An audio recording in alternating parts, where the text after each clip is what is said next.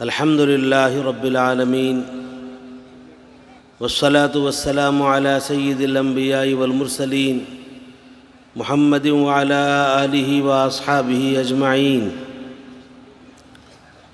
أعوذ بالله من الشيطان الرجيم. بسم الله الرحمن الرحيم. هو الذي أرسل رسوله بالهدى ودين الحق ليظهره على الدين كله وكفى بالله شهيدا. وقال النبي صلى الله عليه وسلم: لغدوة في سبيل الله أو روحة خير من الدنيا وما فيها، أو كما قال رسول الله صلى الله عليه وسلم.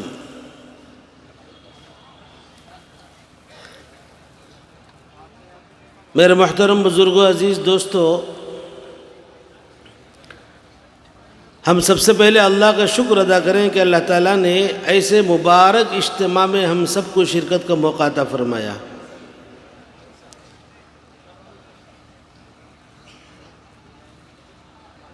جس جگہ اللہ کا ذکر ہوتا ہے، دین کا مذاکرہ ہوتا ہے،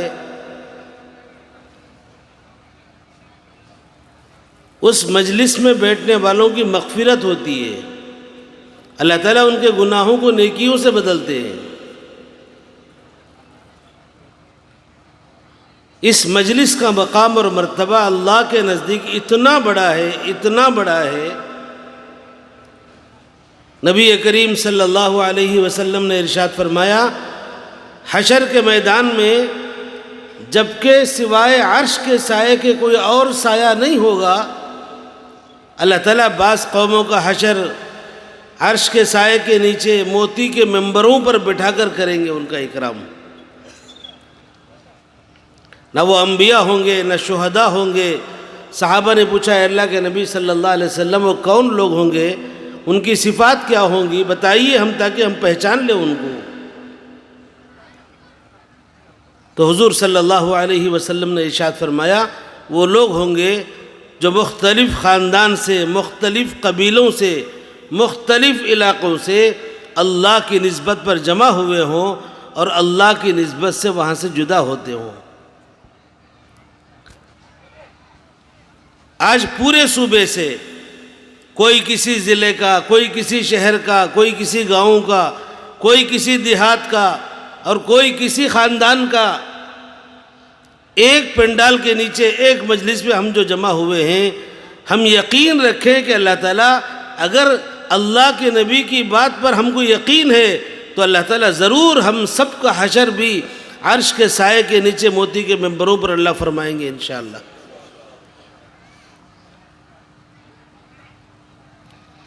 اللہ تعالیٰ ایسی مجلسوں کی قدردانی کی توفیق عطا فرمائے.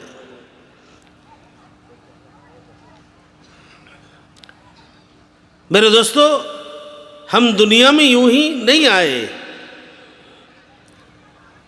اللہ نے ہمیں پیدا کیا ہے. اور اللہ تعالیٰ نے دنیا میں آنے کے مقاصد بتائے کہ ہم نے انسان کو دنیا میں کیوں بھیجا. اللہ تعالیٰ نے قرآن پاک میں پوچھا ہے، اَفَحَسِبْتُمْ أَنَّمَا خَلَقْنَاكُمْ عَبَثًا، اے لوگو، کیا تم یہ سمجھتے ہو کہ ہم نے تم کو یوں ہی بیکار پیدا کر دیا، کوئی مقصد نہیں ہے.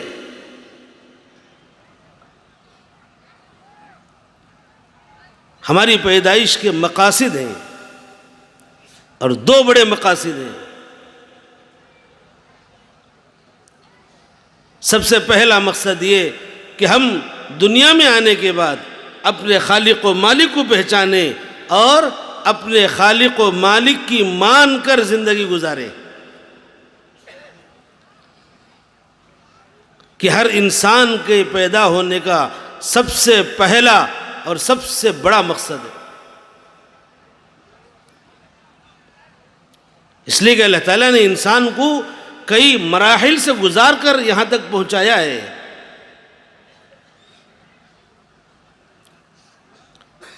ماں کے پیٹ کا زمانہ، بچپنا اور دنیا میں جب آیا تو بالکل کمزور ماں باپ کے دل میں محبت نہ ہوتی تو کسی کے حوالے ہو جاتا،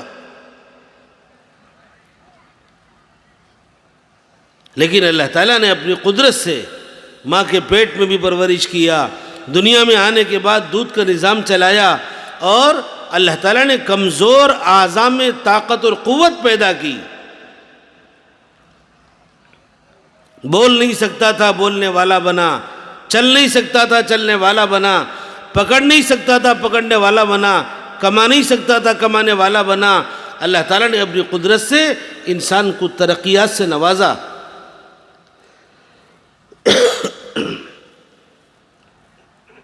انسان کی ذمہ داری ہے کہ وہ اپنے خالق کو پہچانے، مالک کو پہچانے، کس نے مجھے پیدا کیا،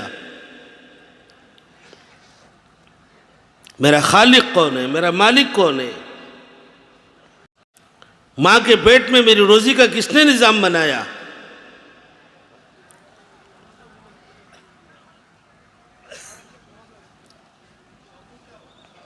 اسی لیے اللہ تعالیٰ نے قرآن پاک کے 30 پاروں میں ہر صورت میں، بلکہ ہر صورت کے ہر صفحے میں اللہ نے اپنی قدرت کو بیان کیا ہے، بڑائی کو بیان کیا ہے۔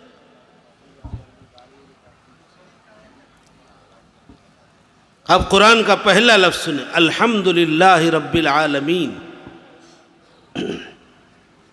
سورہ فاتحہ کا سب سے پہلا جملہ جس میں اللہ تعالیٰ نے اپنی ربوبیت کو بیان کیا، بڑائی کو بیان کیا، قدرت کو بیان کیا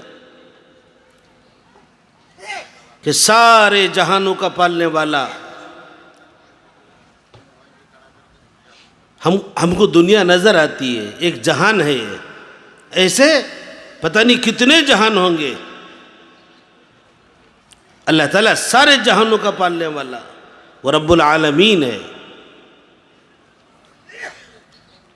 کروڑوں انسانوں کی روزی کا مالک، کروڑوں جانوروں کی روزی کا مالک،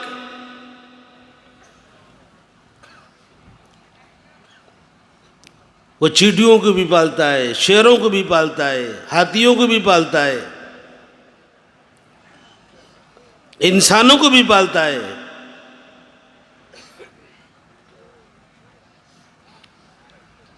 اللہ نے فرمایا اپنی ذاتوں میں غور کرو، اللہ کی قدرت تمہیں نظر آئے گی۔ انسان اگر اپنی ذات میں غور کرے گا تو خود اللہ کی قدرت نظر آئے گی، بڑائی نظر آئے گی۔ اللہ نے کتنے بہترین شکل و صورت میں انسان کو بنایا۔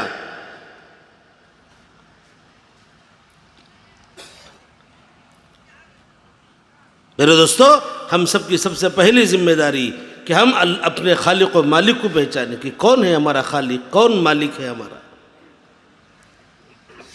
میرے دوستو، ہمارا خالق بھی اللہ، ہمارا مالک بھی اللہ، اور اللہ تعالیٰ نے نبیوں کو بھیج کر اس بات کو سمجھایا، اے لوگو تم دنیا میں یوں ہی پیدا نہیں ہوئے، اللہ نے تمہیں پیدا کیا ہے، وہ تمہارا خالق اور مالک ہے، اسے مان کر زندگی گزارو۔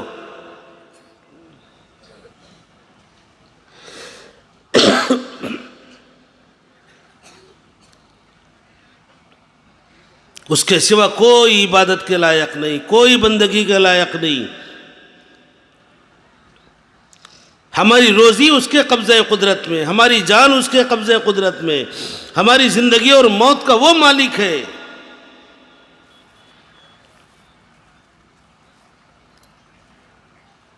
حضور صلی اللہ علیہ وسلم نے ایک مرتبہ اپنے چچا زاد بھائی عبداللہ بن عباس رضی اللہ تعالیٰ عنہما سے فرمایا، یا غلام وعلمک کلمات، اے بچے میں کچھ باتیں بتاتا ہوں، اچھی طرح محفوظ کر لے۔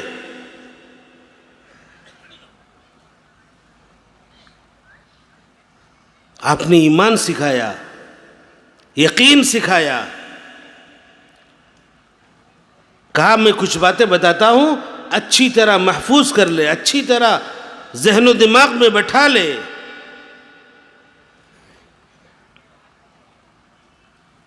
فرمایا احفظ اللہ یحفظک، تو اللہ کے دین کی حفاظت کر، اللہ تیری حفاظت کرے گا۔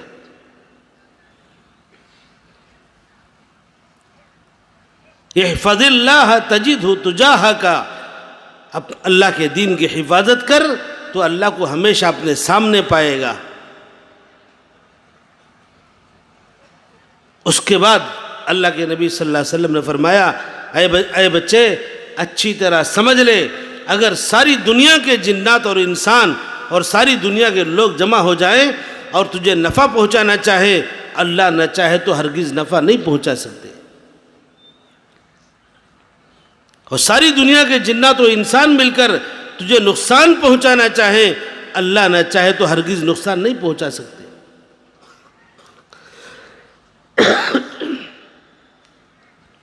یہ یقین ہمارے دلوں میں آ جائے، اللہ ہمارا خالق و مالک ہے، وہی ساری دنیا اور کائنات کا نظام چلانے والا، اس کی اجازت کے بغیر، اس کے حکم کے بغیر نہ ایک پتا ہل سکتا ہے، نہ ایک کام ہو سکتا ہے۔ اللہ نے فرمایا فعال لما یرید، وہ جو چاہتا ہے وہ کرتا ہے۔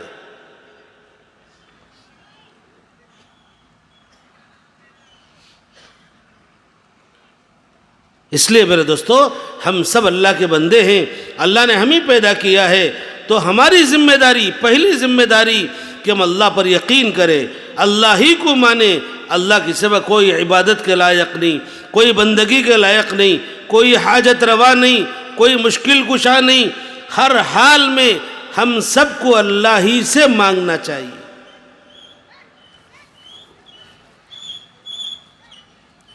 تمام نبیوں کی یہی تعلیم، تمام اولیاء کی یہی تعلیم۔ سورہ فاتحہ میں اللہ نے سکھایا اہدنا الصراط المستقیم۔ حضور صلی اللہ علیہ وسلم نے اپنے صحابہ کو تعلیم دی، اے لوگو، جوتے کا تسمہ ٹوٹے تب بھی اللہ سے مدد مانگو، چھوٹے سے چھوٹا کام بنانے والا بھی اللہ اور بڑے سے بڑا کام بنانے والا بھی اللہ۔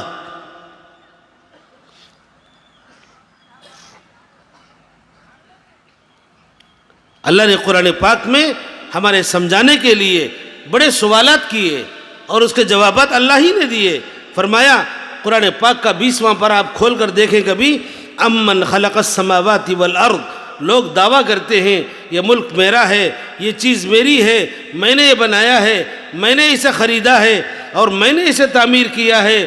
لوگ کہتے ہیں نا تاج محل کس نے بنایا، لال قلعہ کس نے بنایا، فلاں عمارت کس نے بنائی۔ اللہ کہتے ہیں امن خلق السماوات والارض، اے لوگوں بتاؤ آسمان و زمین کا پیدا کرنے والا کون ہے؟ وَأَنزَلَ لَكُم مِّنَ السَّمَاءِ مَاءً، آسمان سے بارش کون برساتا ہے؟ آج تک کبھی کسی بادشاہ نے دعویٰ کیا ہے کہ آسمان میں نے بنایا، زمین میں نے بنایا، چاند میں نے بنایا، سورج میں نے بنایا؟ آج تک دنیا فتح کرنے والے بادشاہ گزر گئے، زمین میں مٹی میں مل کر خاک ہو گئے، لیکن آج تک حکومتوں کا دعویٰ تو لوگوں نے کر دیا، لیکن کسی نے آسمان بنانے کا دعویٰ نہیں کیا، کسی نے زمین بنانے کا دعویٰ نہیں کیا۔ فَأَنبَتْنَا بِهِ حَدَائِقَ ذَاتَ بَهْجَةٍ، آسمان سے بارش برسا کر اللہ تعالیٰ نے کھیتیوں کو ہرا بھرا بنایا، لہلاتے ہوئے کھیتیاں اللہ نے تیار کی۔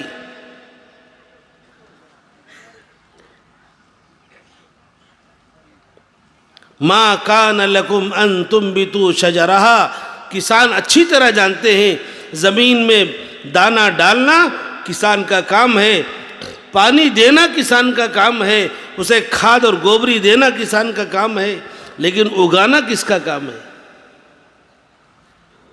اللہ نے فرمایا مَا كَانَ لَكُمْ أَن تُنبِتُوا شَجَرَهَا، تمہارے بس میں نہیں ہے کہ ایک پودا زمین سے اگا کر دکھاؤ۔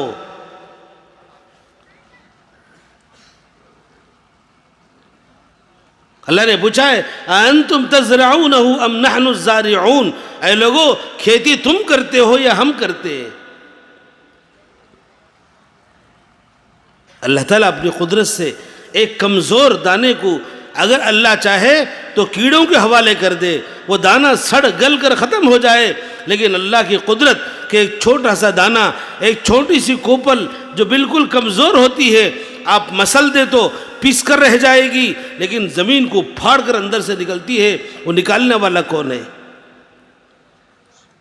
اِلَٰهٌ مَّعَ اللَّهِ، اللہ نے پوچھا ہے کہ اتنا کارنامہ کرنے کے باوجود اللہ کے سوا کوئی اور معبود ہو سکتا ہے؟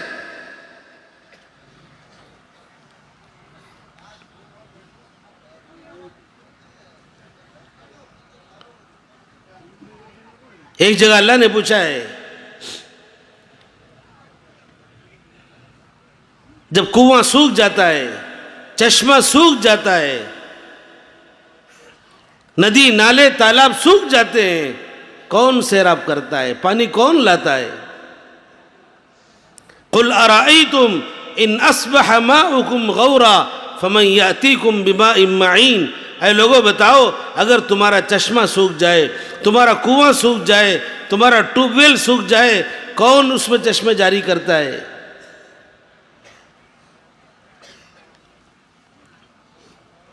یہ ساری قدرت کی نشانیوں کو اللہ نے قرآن پاک میں ذکر کیا،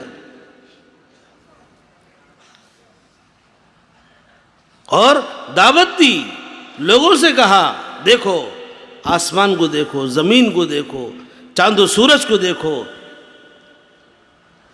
منظم طریقے سے چل رہا ہے نظام پوری دنیا کا، وقت پر سورج نکلتا ہے، وقت پر ڈوبتا ہے، چاند وقت پر نکلتا ہے، وقت پر ڈوبتا ہے، ہوائیں چلتی ہیں، بارشیں ہوتی ہیں، یہ سارا جو دنیا کا نظام چلا رہا ہے وہ کون چلا رہا ہے؟ میرا رب اور میرا اللہ چلا رہا ہے۔ اسی لیے فرمایا کہ انسان کے دنیا میں آنے کا مقصد، سب سے پہلا مقصد یہ کہ ہم اپنے خالق و مالک کو پہچانیں اور اس کے احکام کی اطاعت اور تابعداری کریں، فرمانبرداری کریں۔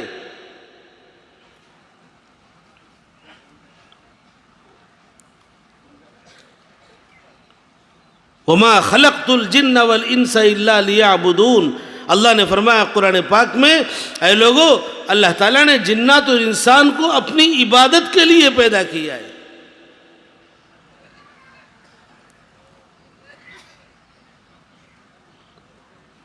ہم دنیا میں آزاد نہیں ہیں،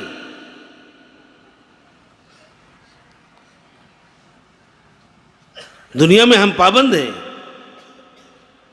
ہمارا سر ہر کسی کے سامنے نہیں جھکے گا، ہمارا ہاتھ ہر کسی کے سامنے نہیں پھیلے گا، بلکہ ہم اللہ ہی کے سامنے جھکیں گے، اللہ ہی کے سامنے ہاتھ پھیلائیں گے، اللہ ہی سے مدد مانگیں گے اور اللہ کی مان کر زندگی گزاریں گے۔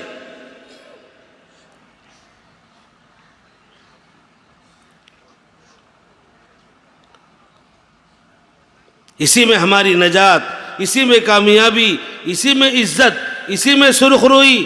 اگر دنیا میں کامیابی چاہتے ہیں تو ایمان اور اعمال سے ملے گی، آخرت میں کامیابی چاہتے ہیں ایمان اور اعمال سے ملے گی۔ اگر ہم ایمان کو بھی چھوڑ دیں، اعمال کو بھی چھوڑ دیں، نہ دنیا کے رہیں گے نہ آخرت کے رہیں گے۔ دنیا میں بھی ذلت، رسوائی، اور آخرت میں بھی ذلت اور رسوائی۔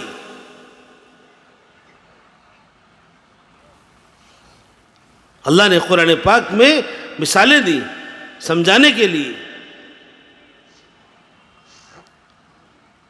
لوگ سمجھتے ہیں کہ مال میں کامیابی ہے، دولت میں کامیابی ہے، حکومت میں کامیابی ہے، خزانوں میں کامیابی ہے اور چیزوں اور نقشوں میں کامیابی ہے۔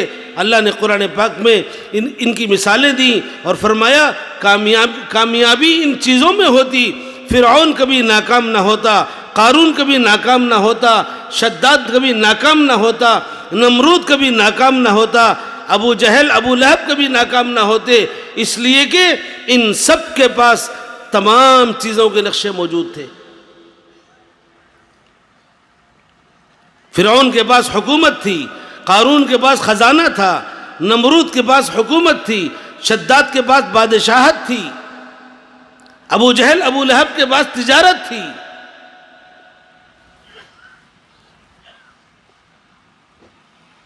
لیکن قرآن گواہ ہے اللہ نے کسی کو سمندر میں ڈبو کر ہلاک کیا، اللہ نے کسی کو زمین میں دھسا کر ہلاک کیا، اللہ نے کسی کو ایک لنگڑے مچھر کے ذریعے سے ہلاک و برباد کر دیا، اور اس وقت نہ ان کی حکومت بچا سکی، نہ ان کی دولت بچا سکی، نہ ان کے خزانے ان کو بچا سکے۔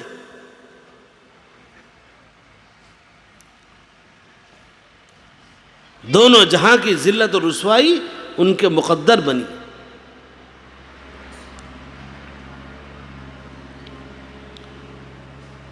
میرے دوستو، نجات اور کامیابی اللہ نے ایمان اور اعمال میں رکھی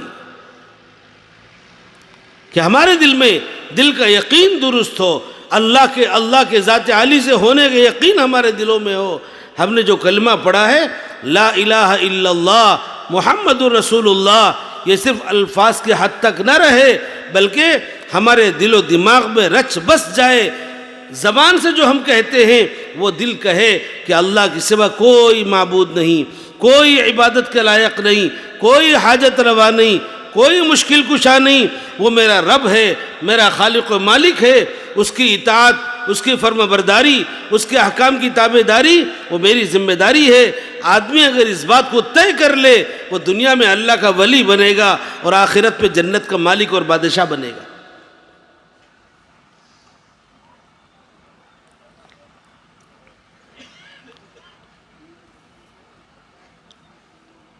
ورنہ میرے دوستو ڈرنے کی ضرورت ہے،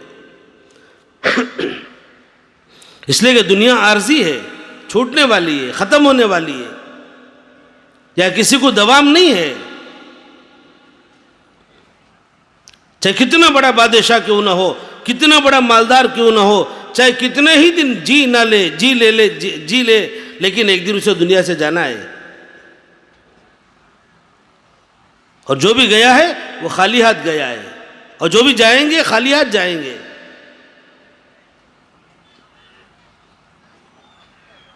اور جانے والے ہمیں نصیحت کرتے ہوئے جا رہے ہیں۔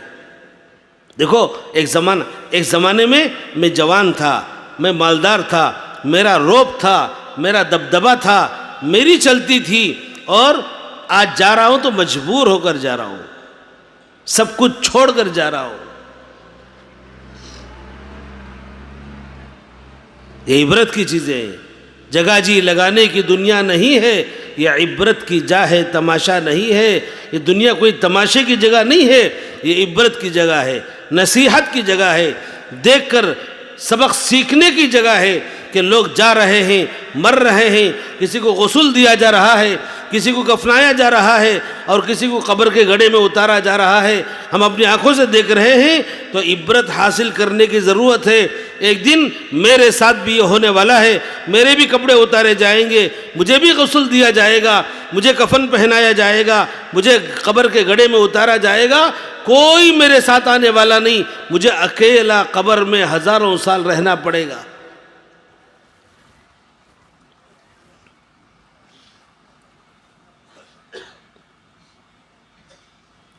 اسی لیے کہتے ہیں زندگی میں دین کو اتار لو، زندگی میں دین کو زندہ کر لو، اللہ کے احکام کی اطاعت اور فرما برداری کر لو، انشاءاللہ دنیا بھی روشن، قبر بھی روشن، حشر بھی روشن، اللہ تعالیٰ اپنی قدرت سے جنت کا مالک اور بادشاہ بنائے۔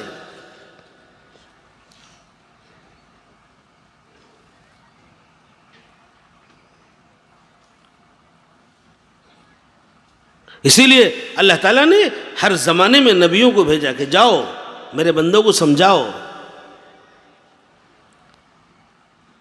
ہر زمانے میں نبی آئے، ہر زمانے میں، ہر علاقے میں۔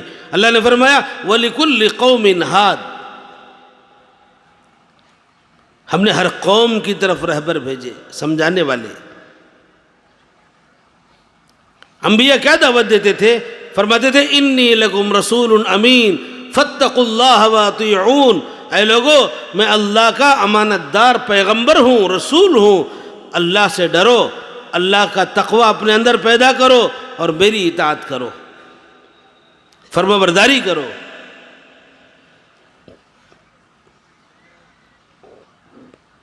یہ سارے نبیوں کی مشترکہ دعوت ہے، اللہ کے حکام پر اللہ کا ڈر اپنے اندر پیدا کرو، اللہ کا اللہ پر ایمان لاؤ اور میری اطاعت کرو، نبیوں کی اطاعت کرو۔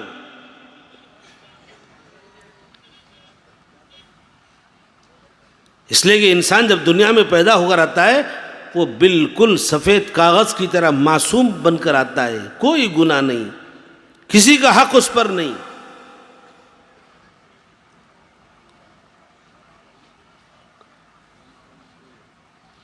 اب جیسے زندگی گزارے گا ویسے اس کا نام اعمال تیار ہوتا چلا جائے گا۔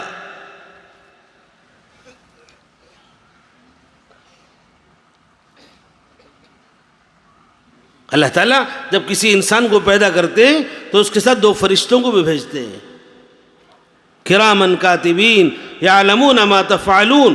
اللہ نے فرمایا قرآن پاک میں کہ 2 معزز فرشتے ہر انسان کے پیچھے اللہ لگا دیتے ہیں، یعلمون ما تفعلون، جو کچھ آپ کرو گے وہ سب جانتے ہیں، نوٹ کرتے ہیں، لکھتے ہیں۔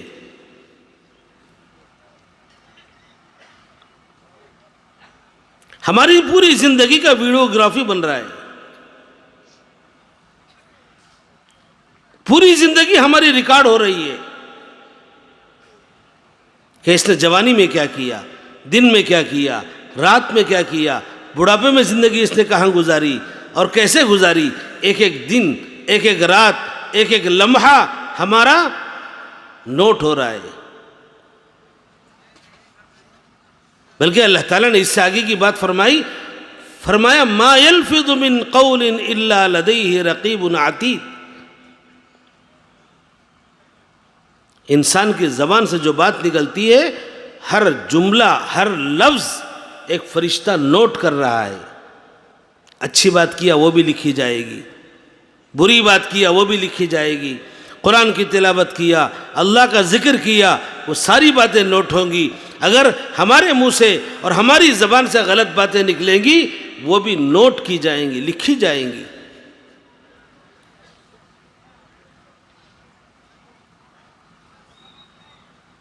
میرے دوستو، اللہ نے اس مقصد کے لیے ہمیں بنایا ہے کہ ہم اللہ پر یقین رکھیں، اللہ پر ایمان لائیں اور اللہ کے احکام کی پابندی کریں، دنیا میں آزاد زندگی نہ گزاریں، سنت و شریعت کی زندگی گزاریں، دینی زندگی گزاریں، اللہ کے احکام کی فرما برداری کریں، حضور نبی کریم صلی اللہ علیہ وسلم کی سنتوں پر چل کر زندگی گزاریں، تاکہ دنیا میں بھی عزت ملے، آخرت میں بھی عزت ملے، دنیا میں بھی کامیابی ملے، آخرت میں بھی کامیابی ملے۔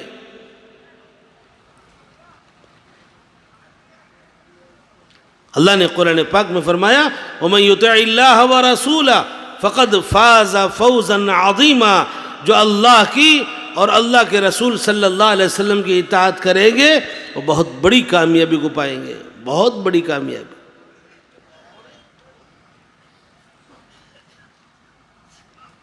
کتنی بڑی کامیابی؟ آپ نے صحابہ کے واقعات میں سنا ہوگا، ایک صحابی شہید ہو رہے تھے، جان جا رہی تھی، انہوں نے قسم کھا کر کہا فزت ورب الکعبہ، رب کعبہ کی قسم میں تو کامیاب ہو گیا۔ اور جو مارنے والے تھے وہ ابھی مسلمان نہیں ہوئے تھے، بعد میں مسلمان ہوئے۔ انہوں نے کسی سے پوچھا میں نے ایک صحابی کو قتل کیا، جب وہ مر رہے تھے تو ان کی زبان سے نکلا فزت ورب الکعبہ۔ یہ کیا کیسی کامیابی؟ وہ آدمی مر رہا ہے، جان جا رہی ہے، خون بہہ رہا ہے، لیکن کہتا ہے کہ میں رب کعبہ کی قسم میں تو کامیاب ہو گیا۔ تو اس ساتھی نے سمجھایا کہ کامیابی جنت کی کامیابی ہے، ایمان کے ساتھ مرنے پر کامیابی، نیک زندگی گزار کر دنیا سے جانے کی کامیابی۔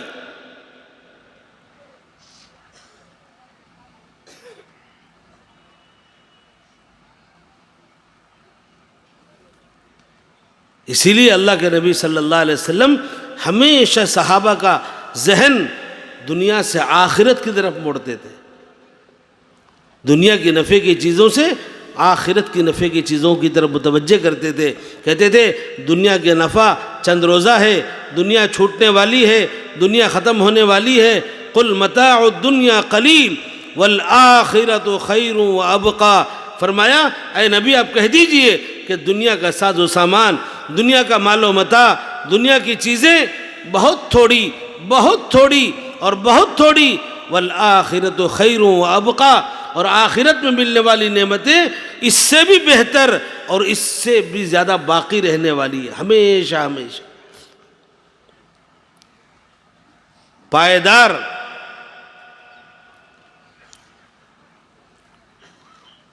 اس لیے میرے دوستو، ہم میں سے ہر ایک کو ایک دن مرنا ہے، اللہ کے دربار میں جانا ہے، اللہ کو منہ دکھانا ہے، اس کے سامنے کھڑے ہو کر اپنی زندگی کا حساب و کتاب دینا ہے کہ جوانی کہاں گزاری، مال کہاں سے کمایا اور کہاں خرچ کیا، علم کتنا حاصل کیا، اس پر تو نے کتنا عمل کیا، ایک ایک چیز اللہ پوچھیں گے، زندگی کا ایک ایک لمحہ اس کا جواب دینا پڑے گا۔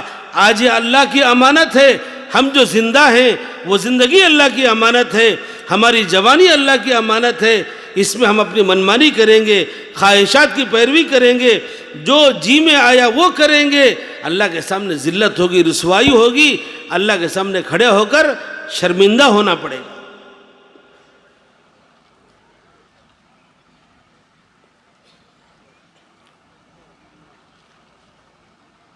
اسی لیے کہتے ہیں دنیا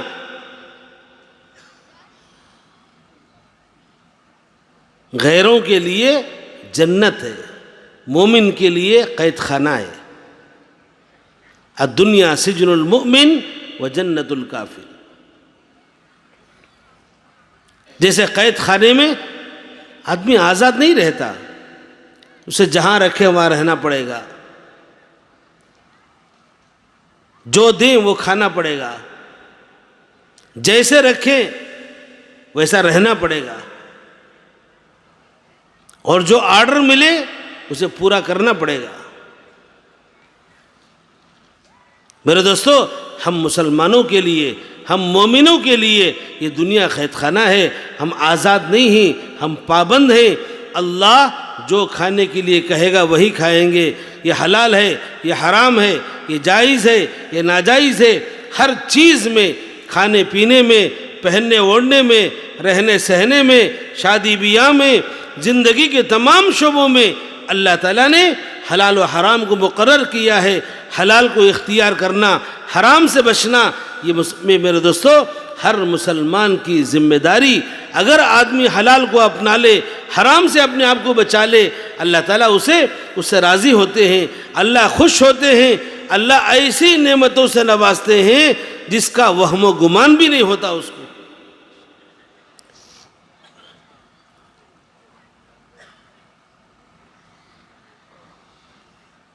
اللہ نے کتنی نعمتوں سے ہمیں نوازا ہے۔ کھاؤ، گوشت کھاؤ، چاول کھاؤ، روٹی کھاؤ، یہ حلال ہے آپ کے لیے، یہ حرام ہے، مردار حرام ہے، خنزیر حرام ہے، ناپاک حرام ہے۔ پینے کے لیے شربت ہے، دودھ ہے، جوس ہے، اور شراب اللہ نے حرام کیا ہے۔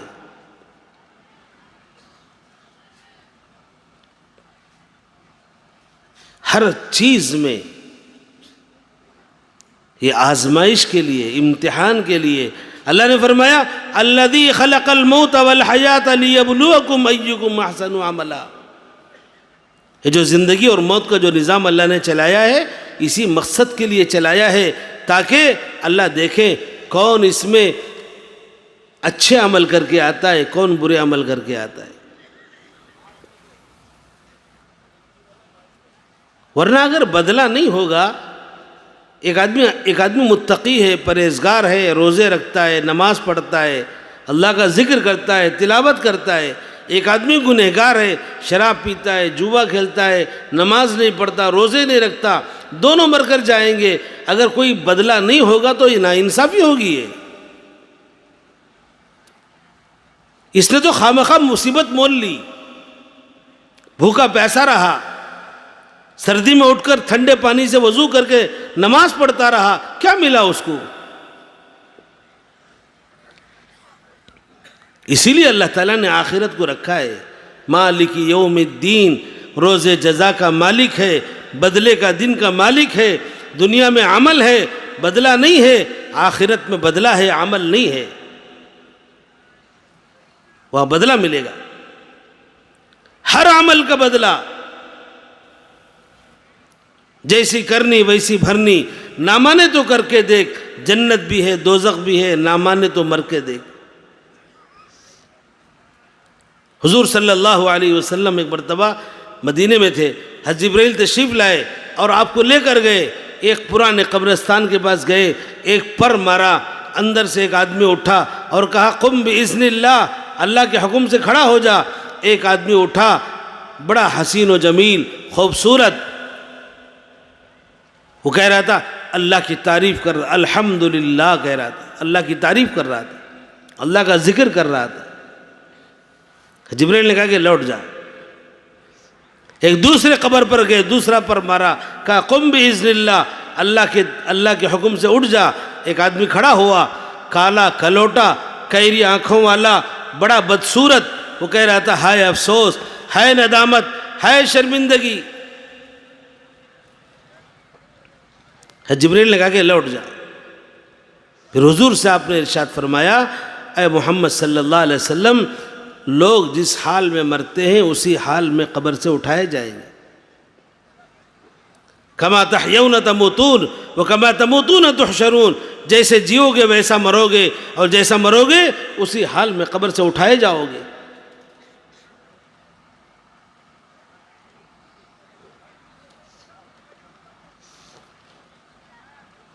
اور ظاہر ہے جس حال میں اٹھیں گے اسی کا بدلہ ملے گا، اسی حساب سے بدلہ بھی ملے گا.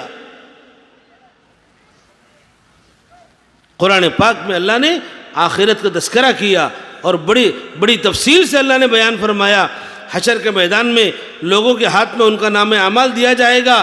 اقرا کتابک کفا بنفسک اليوم علیک حسیبا. اے بندے، لے تیری کتاب دیکھ لے، تیری زندگی کی کتاب. اقرا کتابک، پڑھ لے، تو خود پڑھ لے. کفا بنفسک اليوم علیک حسیبا، تیرا حساب لینے کے لیے تو خود کافی ہے. بھئی بچہ جب ایگزام لکھ کر آتا ہے، باپ پوچھتا ہے تو نے کیسا لکھا؟ کہتا ہے مجھے 90% میں نے اچھا لکھا ہے، میں 90 نمبر لوں گا، 100 نمبر لوں گا. کیوں؟ اس نے لکھا ہے، اسے معلوم یقین ہے. میرا نام اعمال میرے ہاتھ میں دیا جائے گا تو مجھے اچھی طرح معلوم ہے میری جوانی کہاں گزری، میری زندگی کہاں گزری، میرے دن کہاں گزرے، میری راتیں کہاں گزری. میرے دوستو، میرا فیصلہ کرنے کے لیے میں خود کافی ہوں، کسی دوسرے کو بتانے کی ضرورت نہیں ہے.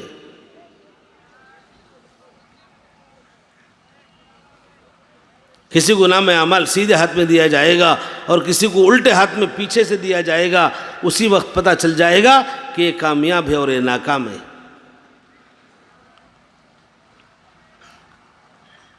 اللہ تعالیٰ میزان عدل قائم کریں گے، انصاف ہوگا، کسی پر ظلم نہیں، کسی پر زیادتی نہیں. بلکہ اللہ نے قرآن پاک میں یہاں تک فرمایا فَمَنْ يَعْمَلْ مِثْقَالَ ذَرَّةٍ خَيْرًا يَرَى وَمَنْ يَعْمَلْ مِثْقَالَ ذَرَّةٍ شَرًّا يَرَى. جو کوئی ذرے کے برابر نیک عمل دنیا میں کیا ہوگا وہ بھی نام اعمال میں لکھا ہوا حاضر پائے گا، اور جو کوئی ذرے کے برابر برائی کیا ہوگا وہ بھی نام اعمال میں لکھا ہوا حاضر پائے گا. ایسا نہیں ہوگا کہ ہم نے نیکی کی ہو اور فرشتوں نے لکھنا بھول گئے ہوں، اور برائی کی ہو اور فرشتوں نے نہ لکھا ہو.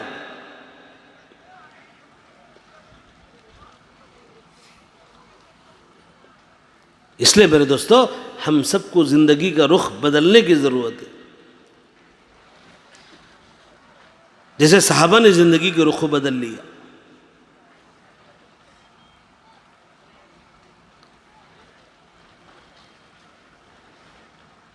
اور یقین کر لو، طے کر لو، میرے ساتھ کوئی آنے والا نہیں ہے. دنیا میں کہیں گر جائیں گے، ٹھوکر لگے گی، لوگ آئیں گے، اٹھائیں گے، کھڑا کریں گے، چاہے کسی مذہب سے تعلق رکھنے والا کیوں نہ ہو. اگر کوئی اپنا ہے اور جلدی آگے بڑھیں گے اور اسے اٹھائیں گے، کھڑا کریں گے. بیمار ہو جائے تو لوگ رشتہ دار عیادت کے لیے آتے ہیں. اور کوئی پریشانی مصیبت ہے لوگ مدد کرتے ہیں، لیکن آخرت میں کوئی کسی کا مددگار نہیں ہوگا، نفسی نفسی کا عالم ہوگا، ایک ایک نیکی کے لیے لوگ ترسیں گے، کوئی دینے والا نہیں ہوگا۔ بلکہ قرآن پاک میں اللہ نے آخرت کا نقشہ کھینچا ہے، یوم یفر المرء من اخی و امہ و ابی و صاحبتہ و بنی، اے نبی اس دن کو یاد کرو جس دن بھائی بھائی سے بھاگے گا، شوہر بیوی سے بھاگے گا، بیوی شوہر سے بھاگے گی، ماں باپ بچوں سے بھاگیں گے، بچے ماں باپ سے بھاگیں گے۔ کیوں؟ ارے وہ سامنے سے بیٹا آ رہا ہے، کہیں مجھ سے نیکی نہ مانگ لے۔ جس کے لیے پوری زندگی دھوپ سردی گرمی بارش سب کچھ برداشت کر کے جن کے لیے کمایا اور پراپرٹی بنا کر چھوڑ کر آیا، حشر کے میدان میں ان سے بھاگے گا کہ نیکیاں مانگ نہ لے۔ اللہ نے فرمایا لِكُلِّ امْرِئٍ مِّنْهُمْ يَوْمَئِذٍ شَأْنٌ يُغْنِي، اس دن ہر ایک کا عجیب حال ہوگا، اسے اپنی پڑی ہوگی، کسی کا کچھ نظر نہیں آئے گا، نہ کسی کا خیال، نہ کسی کا، نہ کوئی خوشی، نہ کوئی، کیوں؟ پریشانی میں ڈوبا ہوا ہے، میرا کیا ہوگا، میرا کیا ہوگا، بیڑا پار ہوگا کہ نہیں ہوگا۔ اسی لیے حضور صلی اللہ علیہ وسلم نے فرمایا الکیس من دان نفسہ وعمل لما بعد الموت، عقل مند آدمی کون ہے؟ آپ نے فرمایا عقل مند آدمی وہ ہے جو اپنے آپ کو پہچان لے اور مرنے کے بعد کی تیاری کرے۔ میں کون ہوں؟ میں ایک انسان ہوں، میں ایک اللہ کا بندہ ہوں، اللہ کے نبی کا امتی ہوں، اللہ نے مجھے دو جہاں کے سردار کی امت میں پیدا کیا، میری ذمہ داری اللہ کے احکام پر چلنا، اللہ کے دین کو اپنانا، اللہ کے نبی کی سنتوں کی پیروی کرنا اور دینی زندگی گزارنا، سنت و شریعت کی زندگی گزارنا، یہ میرا کام ہے، میری ذمہ داری ہے۔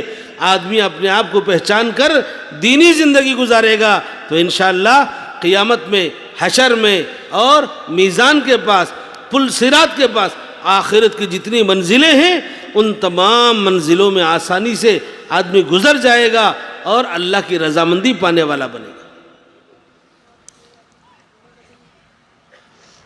اور اگر دنیا کی زندگی اللہ کو بھلا کر زندگی گزارے گا، دین کو چھوڑ کر زندگی گزارے گا، شریعت کے خلاف چل کر خواہشات کی پیروی کر کے زندگی گزارے گا، میرے دوستو در در کی ٹھوکریں کھائے گا اور کوئی پوچھنے والا نہیں ہوگا، نہ ماں نہ باپ نہ بھائی نہ بہن نہ بچے نہ بیوی نہ رشتہ دار۔ اللہ نے فرمایا من ذا الذی یشفع عنده الا باذنہ، کون ہے اللہ کے دربار میں سفارش کرنے والا؟ کون ہے سفارش؟ کون کرے گا؟ کسی ہمت ہوگی؟ انبیاء پریشان ہوں گے، اللہ جلال میں ہوں گے، اللہ غصے میں غضب میں ہوں گے، انبیاء پریشان ہوں گے، کیا ہمارا کیا ہوگا؟ ایسے وقت میں سفارش کون کرے گا؟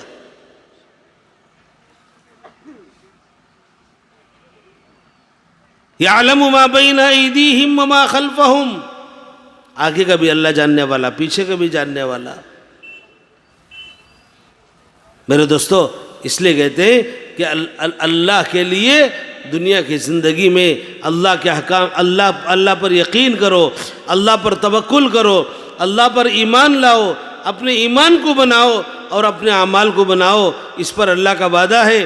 اللہ نے فرمایا ان الذین آمنوا وعملوا الصالحات کانت لہم جنات الفردوس نزلا، جو کوئی ایمان لا کر ایمان کے ساتھ اعمال صالحہ کریں گے، نیک زندگی گزاریں گے، دینی زندگی گزاریں گے، سنت و شریعت کی زندگی گزاریں گے، خیر کو اپنائیں گے اور برائیوں سے دور رہیں گے، اللہ نے فرمایا ان کے لیے اللہ نے جنت الفردوس، اللہ کا مہمان خانہ اللہ نے تیار کر رکھا ہے۔ اعزاز ہوگا، اکرام ہوگا۔ اللہ تعالیٰ کسی کے حسب و نسب کو نہیں دیکھتے، کالے گورے کو نہیں دیکھتے، مالدار غریب کو نہیں دیکھتے، ان اللہ لا ينظر الى صورکم واموالکم ولکن ينظر الى قلوبکم واعمالکم.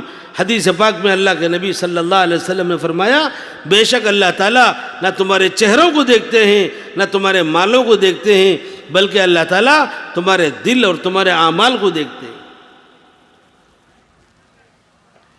کہ دل میں ایمان کتنا ہے، ایمان کیسا ہے، دل کا یقین کیسا ہے، دل کی نیت کیسی ہے، اور اعمال کو دیکھتے ہیں عمل کیسا ہے، اچھا ہے یا برا ہے، صحیح ہے یا غلط ہے، سنت کے موافق ہے یا سنت کے خلاف ہے.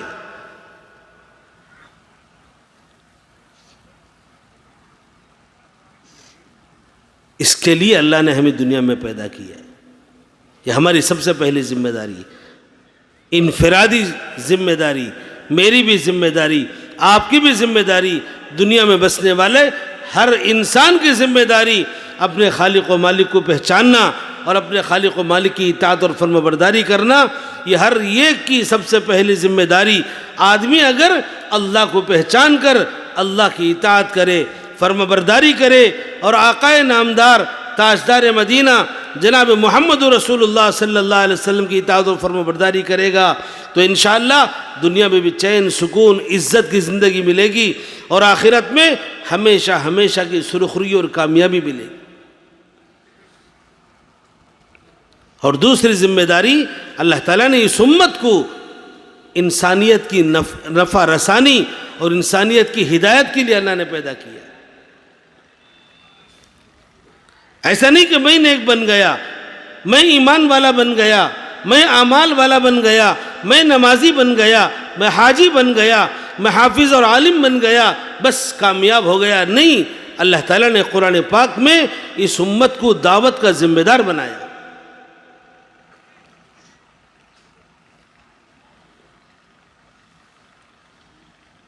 حدیث پاک میں اللہ کے نبی صلی اللہ علیہ وسلم نے فرمایا الدین والنصیحہ، دین خیر خواہی کا نام ہے، دوسروں کے لیے بھلائی چاہنے کا نام ہے.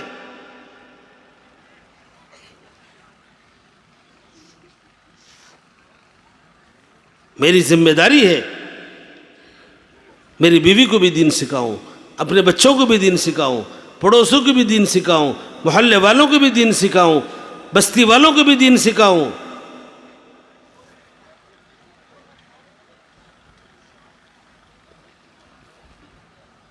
اللہ تعالیٰ نے حضور صلی اللہ علیہ وسلم پر نبوت کے سلسلے کو ختم فرما کر امت پر ایک بہت بڑی ذمہ داری ڈالی. اللہ نے فرمایا کنتم خیر امت اخرجت للناس تأمرون بالمعروف وتنہون عن المنکر. اے مسلمانوں، اے لوگو، تم بہترین امت ہو، تم بہترین امت ہو. اخرجت للناس، اللہ نے تم کو لوگوں کو نفع پہنچانے کے لیے پیدا کیا ہے. تمہارے دنیا میں آنے کا ایک مقصد یہ بھی ہے کہ تم لوگوں کو نفع پہنچاتے ہو.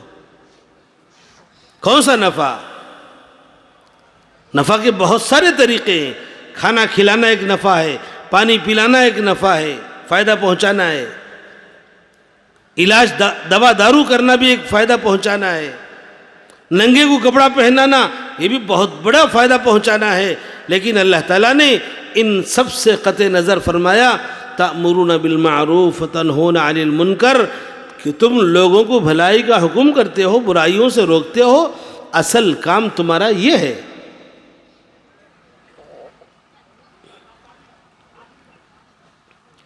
کیوں؟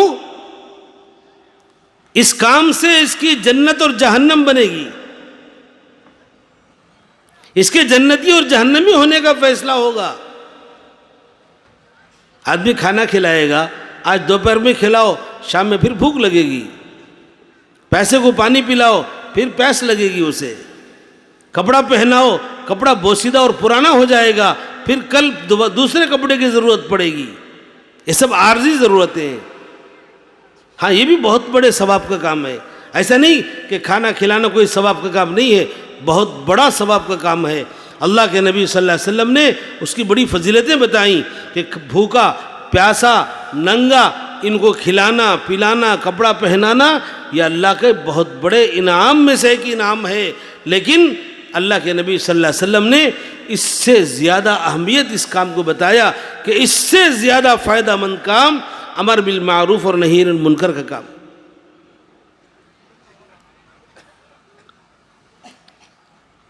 کیوں؟ اگر آدمی بھوکا مر گیا تو جہنم میں تو نہیں جائے گا، پیاسا مر گیا تو جہنم میں نہیں جائے گا، لیکن اگر کوئی بے دینی کی زندگی گزار کر مر کر چلا گیا، کوئی اللہ کی نافرمانی میں زندگی گزار کر چلا گیا، کوئی برائی میں زندگی گزار کر چلا گیا، وہ سیدھے جہنم میں جائے گا۔ تو اللہ نے فرمایا تمہارا جو نفع پہنچانے کی جو ذمہ داری ہے وہ بڑی ذمہ داری، تأمرون بالمعروف وتنہون عن المنکر، دوسروں کا درد، دوسروں کا غم اور دوسروں کی فکر اور دوسروں کی ہدایت کی ذمہ داری، میرے دوستو امت کے ہر فرد پر اس کی ذمہ داری ہے۔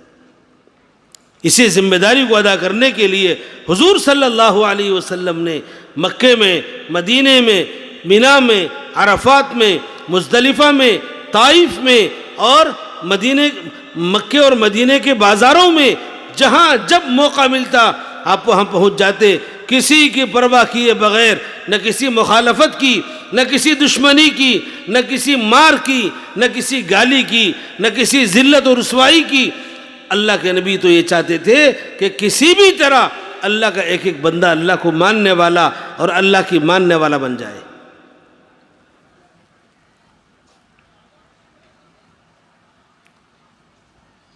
حضرت حارث بن حارث رضی اللہ عنہ بیان فرماتے ہیں، ایک مرتبہ میں ہمارے گاؤں سے قافلہ حج کے لیے گیا، اسلام کا ابتدائی دور تھا، حیات الصحابہ میں حضرت شیخ صاحب نے، حضرت جی رحمۃ اللہ نے واقعے کو نقل کیا ہے۔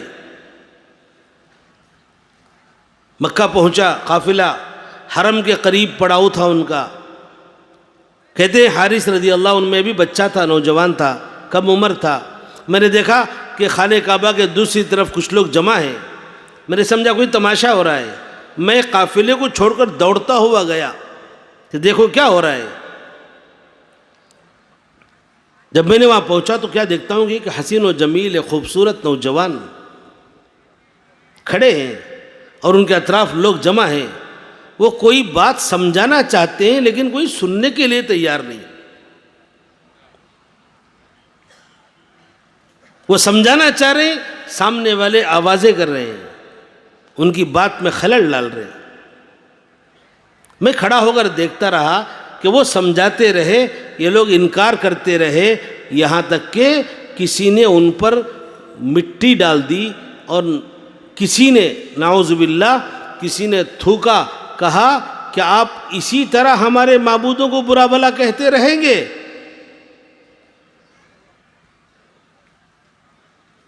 حضرت حارث کہتے ہیں اتنی دیر تک حضور سمجھاتے رہے، حتی انتصف النہار، یہ جملہ ہے حدیث پاک کا کہ حضرت حارث نے فرمایا یہاں تک کہ دھوپ تیز ہو گئی، سر پر سورج آ گیا، جب سورج کی تپش زیادہ ہونے لگی لوگ چھٹنے لگے، وہاں سے ہٹ گئے اور آپ اکیلے کھڑے تھے، کسی نے آپ کی بات نہیں مانی۔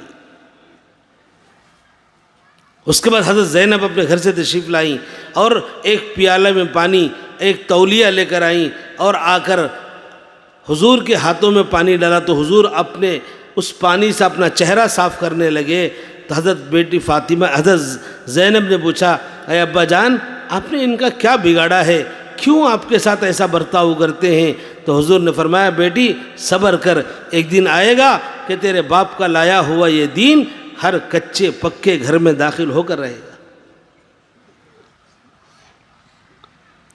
میرے دوستو دین یوں ہی نہیں پھیلا دنیا میں، دین کے پھیلنے کے لیے حضور جیسی مقدس ہستی کو تکلیفیں برداشت کرنی پڑی، قربانی دینی پڑی،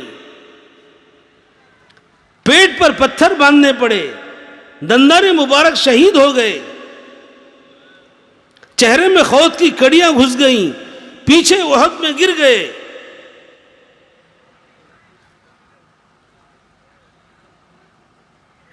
قربانیوں کے بعد دین دنیا میں زندہ ہوا ہے.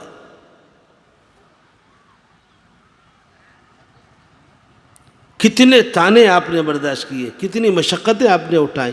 راستے میں کانٹے بچھائے جاتے تھے، سجدے میں جاتے تو پیٹھ پر اوجڑی رکھ دی جاتی تھی، 2 بیٹیوں کو طلاق دی گئی آپ کی. آپ نے یہ سب برداشت کیا، لیکن آپ کا ٹارگٹ کیا تھا؟ آپ کی تمنا کیا تھی؟ کہ دنیا میں بسنے والا ایک ایک انسان جہنم کے راستے سے بچ کر جنت میں جانے والا بن جائے. میرے دوستو، یہ صرف آپ کی فکر نہیں تھی، آپ نے یہ فکر صحابہ میں منتقل کی، صحابہ نے تابعین میں منتقل کی. آپ کے پورے صحابہ، ہر طبقے کے صحابہ، ان کے دل میں یہ فکر تھا کہ دین دنیا میں کیسے زندہ ہو، اس کے لیے میں کیا کر سکتا ہوں. جان بھی لگایا، مال بھی لگایا، وقت بھی لگایا، بیوی بچوں کو بھی قربان کیا، مکہ جیسے معزز شہر کو بھی چھوڑ دیا. وقت آیا تو مدینے کو بھی چھوڑنا پڑا تو مدینے کو بھی چھوڑ دیا، اور جاگر ملکوں میں اپنی قبریں بنوا لی، تب جا کر دین دنیا میں زندہ ہوا ہے.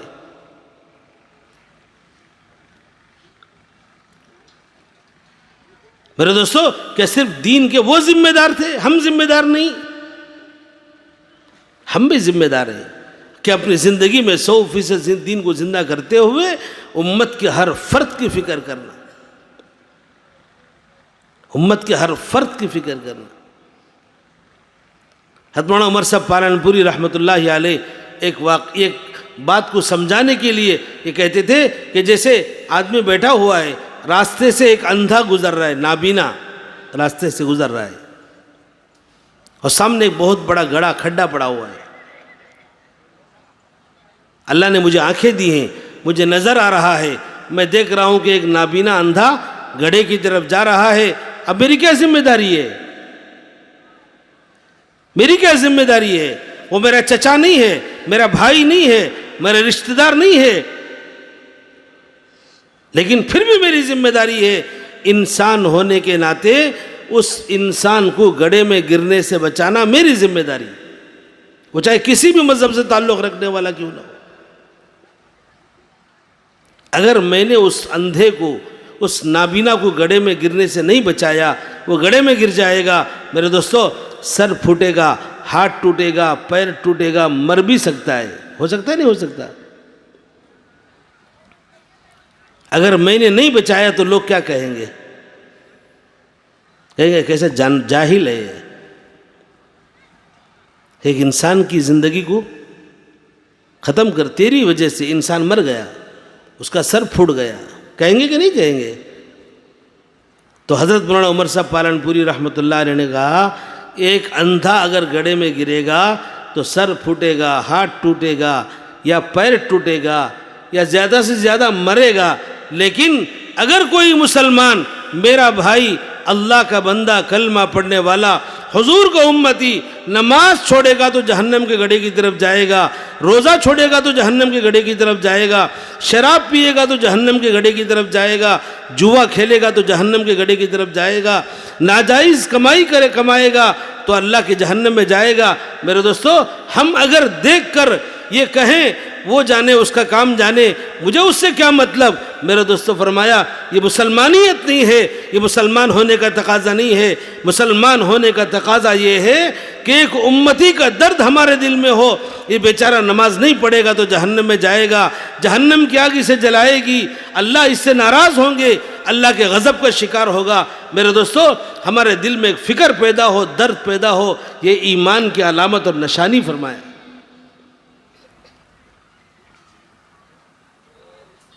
ہمارے مسلمان ہونے کا تقاضا یہ کہ ایک مسلمان کا درد میرے دل میں ہو کہ میرا بھائی ایمان والا، میرے نبی کا امتی نماز نہیں پڑھتا، روزہ نہیں رکھتا، زکوٰۃ نہیں دیتا، حج نہیں کرتا، گناہوں میں پڑا رہتا ہے. میرے دوستو، ہمدردی کی بات یہ ہے کہ پیار محبت سے، اخلاق سے، اس کے ساتھ بھلائی کرتے ہوئے، اگر ہم نے اس کو دعوت دی، ہم نے اسے سیدھا راستہ بتایا، میرے دوستو، میرے لیے وہ صدقہ جاریہ بنے گا.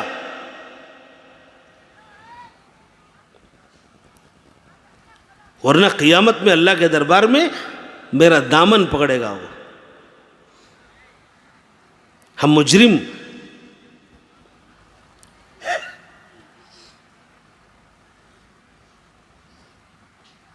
حضرت عمر رضی اللہ تعالیٰ عنہ کے ایک واقعہ لکھا ہے، حیات الصحابہ میں ہے واقعہ، کہ ہجرت کا عمل ہو رہا تھا. حضرت عمر رضی اللہ تعالیٰ عنہ بڑے بہادر تھے. انہوں نے مکے میں اعلان کیا کہ میں کل ہجرت کرنے والا ہوں، اگر کوئی اپنی بیوی کو بیوہ کرنا چاہے تو آئے فلاں جگہ مجھ سے مقابلہ کرے. 3 صحابہ حضرت عیاش ابن ابی ربیعہ، حضرت عثمان اور حضرت عمر، ان تینوں نے مشورہ کیا کہ ہم لوگ کل چلیں گے مدینہ. اور صبح صادق سے پہلے نکل رہے تھے مکے سے. یہ بات طے ہوئی کہ فلاں پہاڑی پر ہم لوگ جمع ہوں گے، جو صبح تک پہنچ جائے گا تو ہم سمجھیں گے کہ ہم لوگ آ گئے، نکل جائیں گے. اگر کوئی صبح صادق کے بعد تک نہیں پہنچا ہم سمجھیں گے کہ وہ رک گیا مدینے میں. وقت طے تھا تو گئے، تینوں صحابہ پہنچ گئے. اب مدینے کا سفر شروع ہوا، مدینہ پہنچ گئے. حضور قباء میں تھے، پھر وہاں سے مدینہ گئے. حضرت عمر تو مدینہ رہ گئے. عیاش ابن ابی ربیعہ کے پاس ایک خط آیا مکے سے، ان کی والدہ کا. ان کی والدہ نے خط لکھا تھا کہ اے عیاش، جب سے تو جدا ہو کر مجھ سے دور ہو گیا ہے، میں نے کھانا چھوڑ دیا، پانی پینا چھوڑ دیا، سر میں کنگا کرنا چھوڑ دیا، اور گھر میں رہنا بھی چھوڑ دیا. میں دھوپ میں پڑی ہوں. جب تک تو نہیں آئے گا اور میرا دیدار نہیں کرے گا، میں نہ کھاؤں گی، نہ پیوں گی، نہ کنگا کروں گی، نہ چھاؤں میں جاؤں گی. قسم کھا لیا اس نے. اب خط گیا حضرت عیاش کے پاس. حضرت عیاش نے دیکھا، حضرت عمر سے فرمایا کہ عمر رضی اللہ عنہ، یہ خط آیا ہے میری ماں کا، اس نے کھانا پینا چھوڑ دیا ہے، کنگا کرنا چھوڑ دیا، اور دھوپ میں بیٹھ رہی ہے، اپنے آپ کو سزا دے رہی ہے. میں جاؤں گا مکہ، جا کر میری ماں کی قسم توڑ کر آؤں گا، اسے کھلاؤں گا، پلاؤں گا. حضرت عمر نے فرمایا کہ اے عیاش، ہرگز مت کرنا، ہرگز مت کرنا یہ کام. اگر تو مکہ جائے گا تو کافر تجھے دوبارہ ہجرت کو آنے نہیں دیں گے، مدینہ آنے کو نہیں دیں گے.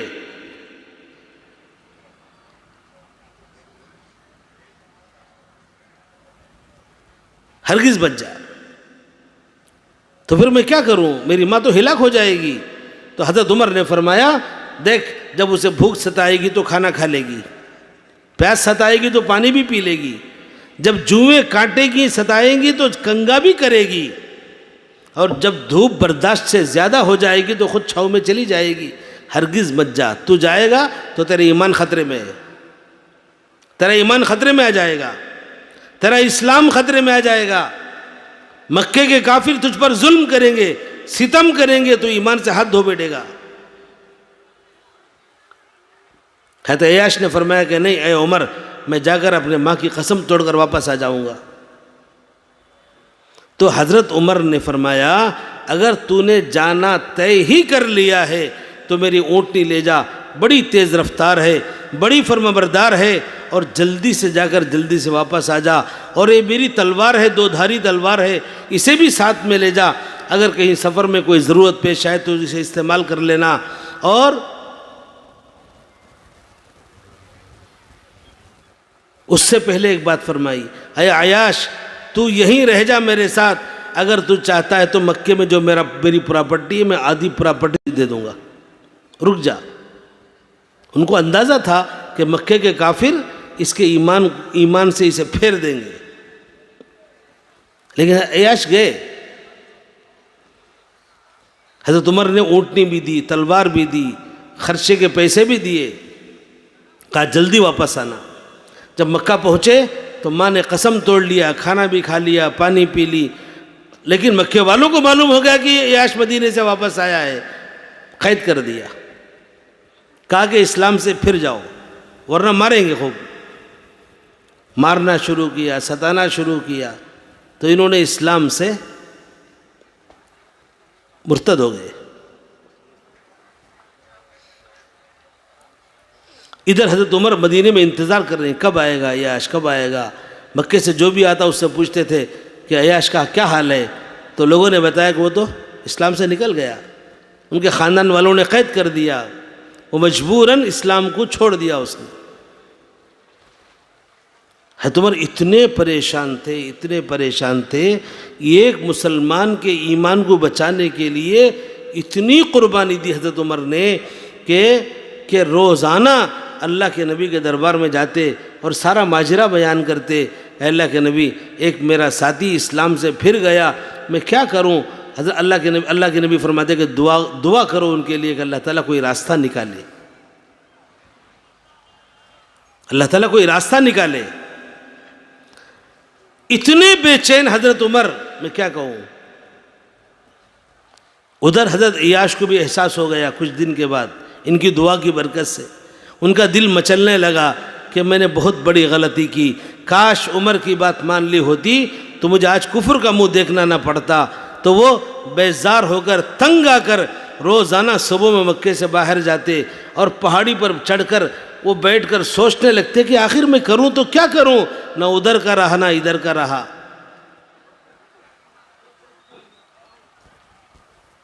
اللہ نے ایک راستہ نکالا. قرآن پاک اس وقت یہ خیال تھا کہ جب کوئی مسلمان ایک مرتبہ اسلام کو چھوڑ کر مرتد ہو جائے اللہ تعالیٰ دوبارہ اس کا ایمان قبول نہیں کریں گے، یہ خیال تھا لوگوں کا.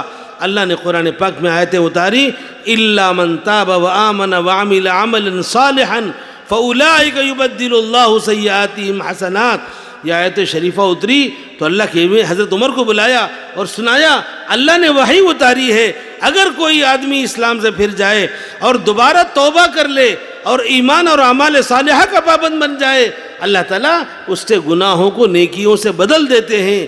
تو حضرت عمر خوشی کے مارے جھوم گئے اور فوراً یہ خط لکھا، یہ آیت شریفہ لکھی اور ایک آدمی کو کرائے پر لیا اور کہا جاؤ مکہ جاؤ اور جا کر میرے بھائی عیاش کو یہ پرچی تھما دینا.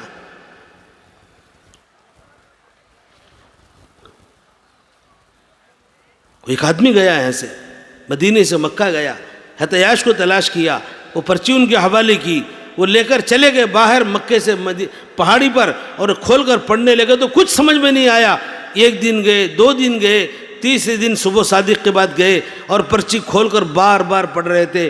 تو اس وقت ان کو یاد آیا کہ میرے جرم کی معافی کا اللہ نے اعلان کیا ہے کہ اللہ میری توبہ قبول کریں گے. وہیں بیٹھے بیٹھے توبہ کیا اور وہیں سے مکہ دوبارہ نہیں گئے، اسی پہاڑی پر سے نکل کر مدینہ پیدل چل کر آئے. حضرت مولانا عمر صاحب پالن پوری رحمۃ اللہ علیہ نے یہ واقعہ بیان کر کے کہا حضرت عمر ان کو کیا پڑی تھی، اپنی اونٹنی دینے کی کیا ضرورت تھی، اپنی تلوار دینے کی کیا ضرورت تھی اور اپنا آدھا مال دینے کی کیا ضرورت تھی. حضرت عمر کے دل میں ایک تڑپ تھی کہ میرا ایک مسلمان بھائی، میرا ایک ایمان والا، میرے نبی کا ایک امتی اگر وہ کفر میں چلا جائے گا، وہ جہنمی بن جائے گا، وہ کیسے کفر سے بچے، کیسے اس مصیبت سے بچے، کسی طرح وہ اللہ کا پیارا بن کر دنیا سے چلا جائے. اس کے لیے میں جو کر سکتا ہوں وہ میں کرنے کے لیے تیار ہوں. جان بھی لگایا، مال بھی لگایا اور فکر مند بھی رہے. اس کے بعد حضرت مولانا نے فرمایا اے مسلمانوں، ہم دعوت کے ساتھیوں کے لیے یہ بڑا سبق آموز واقعہ ہے.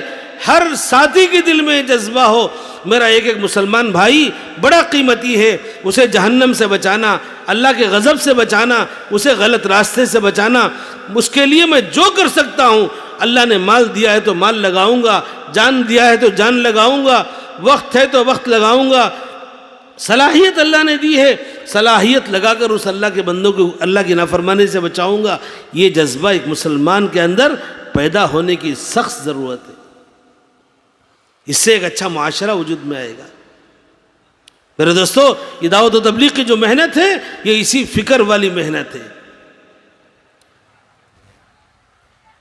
اسی 2 ذمہ داریوں کی ادا کرنے کی محنت ہے کہ ہم اپنی ذات سے بھی نیک بنیں، اپنے ایمان کی بھی حفاظت، اپنے ایمان کی بھی بڑھوتری اور اپنے اعمال کی بھی حفاظت، اپنے اخلاق کی حفاظت کے ساتھ ساتھ امت کے ایک ایک فرد کی ذمہ داری، امت کے ایک ایک فرد کے بارے میں فکر مند ہونا، امت کے ایک ایک فرد کو اللہ کے راستے میں نکال کر اللہ کے دین پر چلانے کی مشق کر کے اسے اللہ سے جوڑنا، میرے دوستو ہماری یہ دو بڑی ذمہ داریاں اگر ہم یہ کام کریں گے، اللہ تعالیٰ دنیا کے اندر بھی دین کو عام کریں گے، دنیا میں چین، سکون، عزت، عافیت دیں گے، اور آخرت میں ہمیشہ ہمیشہ کی کامیابی اللہ عطا کریں گے۔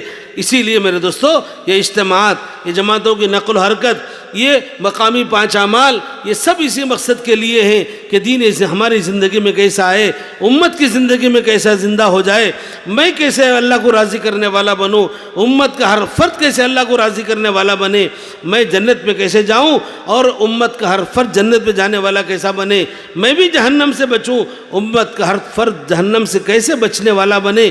اس کے لیے میرے دوستو یہ ساری نقل و حرکت ہے۔ اس کے لیے ہم ارادے کریں، نیتیں کریں کہ مجھے بھی دین پر چلنا ہے، امت کے ہر فرد کو بھی دین پر چلانا ہے۔ اس کے لیے ہمارے بزرگوں نے ترتیب بنائی کہ 4 مہینے اللہ کے راستے میں جاننے والے، صلاحیت والے ہر ایک ساتھی کو لے کر اللہ کے راستے میں چلیں گے۔ 4 مہینے نکلیں گے، ہم 2-3 پرانے ساتھی مل کر جماعت بنائیں اور 10-12 ساتھی نئے ساتھیوں کو لے کر چلیں گے تو ان کو دین سکھانا، دیندار بنانا، آخرت کا فکر ان کے اندر پیدا کرنا اور ان کو اللہ سے رشتہ جوڑنا، میرے دوستو یہ ہماری بھی نجات کا ذریعہ، ان کی بھی نجات کا ذریعہ ہے۔ اس کے لیے ہمت کر کے بتائیں کہ اس اجتماع سے نقد 4 مہینے اللہ کے راستے میں کون تیار ہے؟